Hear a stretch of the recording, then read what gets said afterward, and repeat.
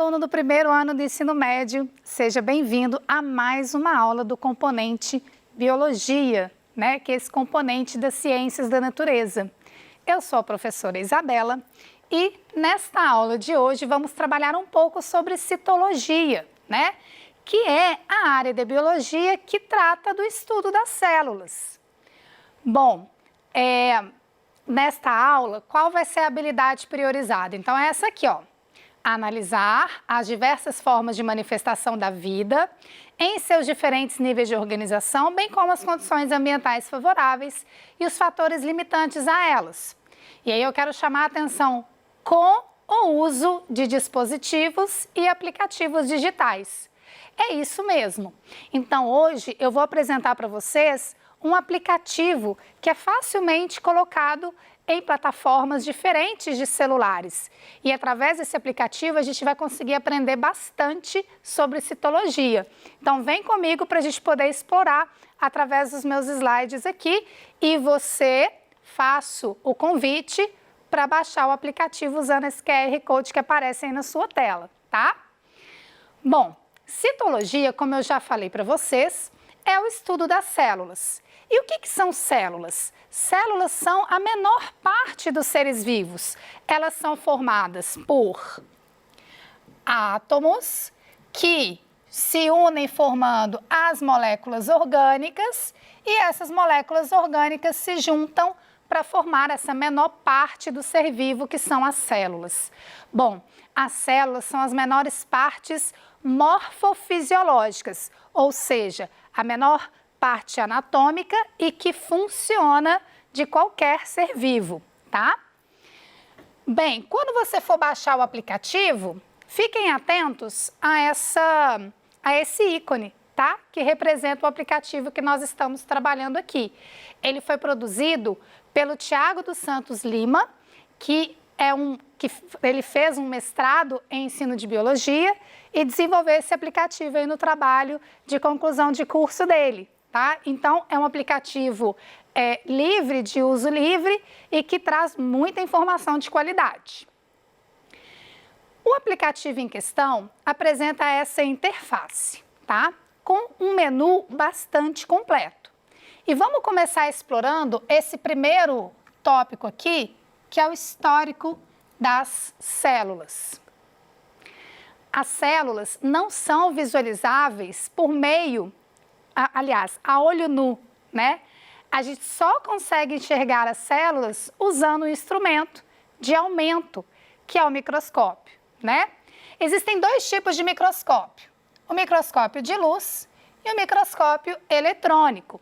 O microscópio eletrônico se diferencia do de luz porque ele é mais potente, então a gente consegue enxergar estruturas muito menores do que aquelas que a gente enxerga no microscópio de luz. Tá? E é possível visualizar uma célula viva?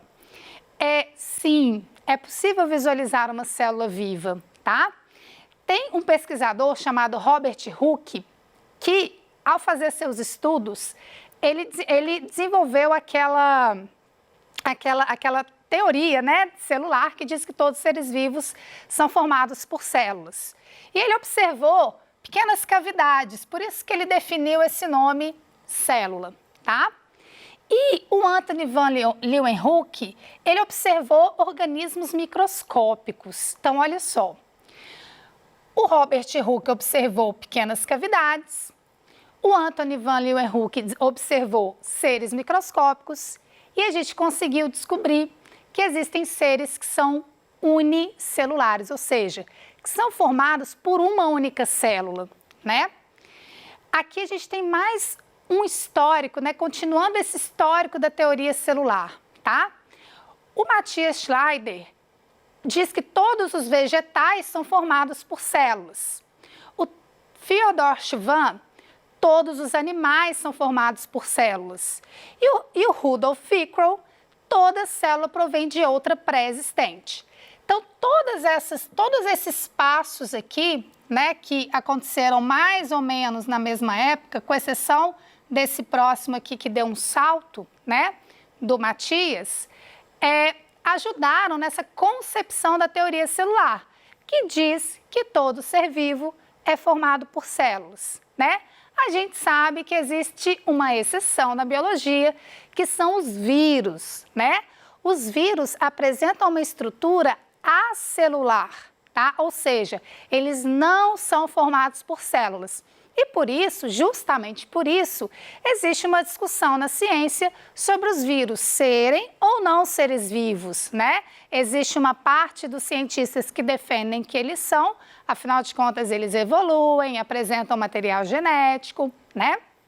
E existe uma parte dos cientistas que diz que não, se eles não têm células, logo eles não são vivos. Afinal de contas, fora de uma célula, inclusive, eles são completamente inertes, eles não conseguem fazer nada, nem se reproduzirem, tá? Eles precisam de uma célula viva para poderem fazer isso, tá?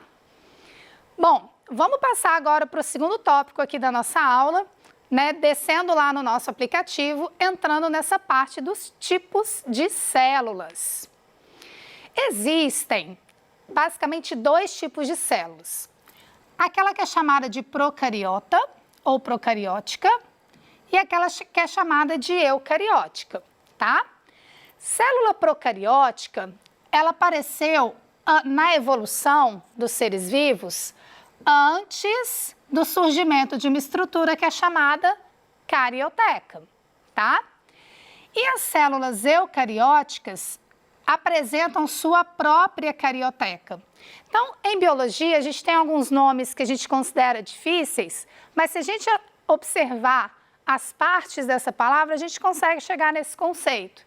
Então, pro é aquilo que vem antes e eu é aquilo que é próprio. E cariótica está fazendo uma relação com a carioteca, que é, vou dar um spoiler aqui, a membrana do núcleo da célula, tá? Então, vamos começar entendendo sobre célula procariótica, né? Célula procariótica é aquela que forma as bactérias. Então, as bactérias, seres microscópicos, apresentam esse tipo de célula. Aqui a gente tem uma imagem, uma microscopia, tá? De uma bactéria que é no formato de bacilo. E aqui a gente tem a microscopia de células, tá? São 3 células que a gente observa aqui. E a gente nota a presença de uma região azulada que é envolta pela membrana que eu falei para vocês, que é a carioteca, né? Então, a carioteca ajuda a delimitar essa região que a gente chama de núcleo e que está ausente na célula procariótica, né? Então, por definição, célula procariótica é aquela que não tem núcleo e a célula eucariótica tem esse núcleo que a gente observa aqui nessa microscopia apresentada para vocês. Vamos entender, a partir dessa representação, as diferenças estruturais entre a célula eucariótica e a célula procariótica, tá? Em primeiro lugar, a gente observa do lado esquerdo uma célula eucariótica e a sua membrana nuclear, que está delimitando a região chamada núcleo, tá? Essa região está ausente na célula procariótica. Observem que não há aqui essa membrana nuclear, né? E o material genético dessa célula, portanto, deixa eu trocar a cor aqui. O material genético dessa célula, portanto, ela fica disperso no citoplasma, tá? Então, na célula eucariótica, o material genético está protegido por essa carioteca, ok? É uma das funções dela. E na célula procariótica não há essa proteção. O DNA, né, o cromossomo da bactéria, fica imerso, mergulhado numa região chamada nucleóide, que está diretamente em contato com o citoplasma, tá? Então, essa é uma diferença marcante entre esses dois tipos celulares. Agora, a gente observa aqui outras diferenças, né? A primeira delas é uma diferença de tamanho. Vejam, a célula eucariótica apresenta um tamanho maior do que uma célula procariótica. E ela também apresenta estruturas muito variadas nessa região que a gente chama de citoplasma. O citoplasma preenche o espaço da célula que fica entre a membrana plasmática e o núcleo, no caso da célula eucariótica, né? E aí a gente vê aqui mitocôndrias, complexo golgiense, retículo endoplasmático liso e rugoso. Aqui é uma célula animal, então ela tem centríolo, né? Algumas vesículas, geralmente são vesículas de digestão. A gente não vê nenhuma dessas estruturas na célula procariótica, né? Qual que é a única organela que está presente nas duas células? É essa daqui, ó, os ribossomos. Mas o que os ribossomos fazem? Ribossomos são verdadeiras fábricas de proteínas, tá? E essas fábricas de proteínas precisam estar presentes em todos os tipos celulares, porque são essas fábricas que vão garantir a sobrevivência da célula, tá? Então, a produção de enzimas, por exemplo, acontece na ou no ribossomo, né? Então, todos os tipos celulares têm que apresentar essas organelas. Agora, as outras organelas para a célula procariótica, para a célula de uma bactéria, são dispensáveis. Então, os outros processos do metabolismo, ela dá conta de fazer através de outras estruturas que fazem parte, principalmente, da própria membrana plasmática dessa célula. Aliás, eu estou falando aqui de membrana plasmática várias vezes, né? E o que é, afinal de contas, essa membrana? A membrana delimita a célula, né? Ela separa o ambiente interno do ambiente externo. É uma estrutura comum para qualquer tipo de célula. Então, por definição, toda célula tem uma membrana plasmática, tá? Além disso, toda célula tem o seu citoplasma, que é uma região preenchida por líquidos, principalmente aquosos, tá? E onde a gente encontra imersas as organelas. Os ribossomos, por exemplo, e todas essas outras que eu falei no caso de uma célula eucariótica, tá? Então, bem diferente uma célula da outra. Bom, ainda falando de comparação de células, agora eu quero chamar a atenção para diferenças entre células eucarióticas, animal e vegetal. Mas antes, vamos dar uma pausinha aqui, tá? Célula procariótica, deixa eu só aumentar aqui. A célula procariótica é aquela que não possui ou que não tem carioteca, portanto, não tem núcleo, certo? E quem é mesmo o organismo que apresenta esse tipo de célula? Você anotou aí? Tá lembrado? Bactérias, tá? Então, os organismos que fazem parte do reino Monera e as arqueias também apresentam células procarióticas. Então, são esses aqui os organismos que apresentam esse tipo celular. Agora, vem cá. Quem que apresenta célula eucariótica? Tá? A célula eucariótica está presente nos animais, nos vegetais, né, nas plantas, nos fungos e nos organismos do chamado reino protista, tá? Ou seja, a maior parte dos seres vivos apresentam células do tipo eucarióticas, células que apresentam núcleo celular, tá?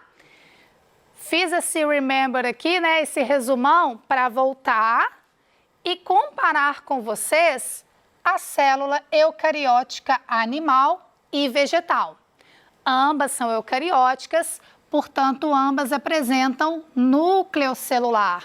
E é dentro desse núcleo que a gente encontra o material genético, o DNA dessas células, tá?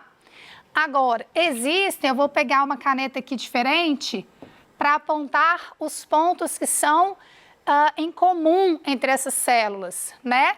Todas elas têm membrana, todas elas têm citoesqueleto, as mitocôndrias, retículo endoplasmático, ribossomo, peroxissomo, complexo de Golgi e lisossomo, tá? Só que no vegetal é chamado de vacúolo lítico. Agora, existem diferenças entre essas células. Então, vou chamar a atenção aqui em vermelho, olha só. Centríolos estão presentes somente no citoplasma da célula animal. Não existe centríolo na célula vegetal, tá? E para que serve o centríolo? O centríolo ajuda no processo de divisão celular. Ajuda a separar o DNA, ou dividir, melhor dizendo, o DNA equitativamente para duas células filhas, né? A partir do processo de mitose, tá? Depois a gente vai falar dessa divisão celular mais para frente. Se você ficou com muita dúvida, segura ela aí só por enquanto, tá? Mas o fato é que o centríolo ajuda nesse processo. Uma outra diferença, aí agora eu vou lá para a célula vegetal, está na presença de cloroplasto. O que o cloroplasto faz? Ele tem a função de fazer fotossíntese, né? E a fotossíntese é um processo que os vegetais realizam. Os vegetais são autotróficos, os vegetais são capazes de produzir o seu próprio alimento. Então, eles precisam de ter uma estrutura específica dentro do citoplasma das células para fazerem essa função, né? E essa estrutura é exatamente o cloroplasto, tá? Observem que nas células animais, essa estrutura está ausente, essa organela está ausente, tá? Bom, e existe uma outra diferença da célula vegetal para a célula animal, que é a presença de um envoltório a mais, que é a parede celular nos vegetais. Então, olha só, a gente verifica a membrana plasmática presente tanto na célula animal quanto na célula vegetal. Eu estou destacando aqui, tá? Em vermelho, essa estrutura de membrana, célula animal, e aqui a célula vegetal que apresenta também, tá bom? Estou destacando aqui em vermelho. Agora, além desse envoltório da membrana, a célula vegetal também apresenta uma outra estrutura de envoltório externo, que é a parede celular, tá? O que a parede celular dos vegetais faz, né? Essa parede celular é importante para permitir que essas células inflem de água, tá? E não explodam. A gente sabe que os vegetais apresentam muitos desafios, né? Na vida, né? Porque muitas vezes a gente tem períodos de seca, muitas vezes a gente tem períodos em que a pluviosidade está adequada para a vida daquele vegetal, mas no período de seca esses vegetais têm que se garantir, né? Eles não dão conta de sair andando por aí para buscar água. Então, toda a água que eles têm disponível no solo, ou se eles passam por desafios de seca, eles têm uma tendência de pegar essa água e armazenar, tá? E esse armazenamento geralmente se dá em tecidos específicos para isso e, às vezes, dentro do vacúolo das células. Então, observa aqui essa região grande da célula vegetal, que é chamada de vacúolo. Tá? A água pode ser armazenada dentro dessa estrutura. E aí, a gente pode imaginar como se fosse um balão. Se a gente infla um balão de água descontroladamente, uma hora o que vai acontecer com esse balão? Ele vai explodir, ele vai estourar, concorda? Agora, se eu colocar esse balão dentro de uma caixinha rígida, será que ele vai estourar com facilidade? Não vai. Tá? Então, a parede celular tem essa função dessa caixinha. Ela ajuda na manutenção da integridade da célula, principalmente quando ela precisa fazer esse armazenamento de água dentro ali do seu vacúolo, tá?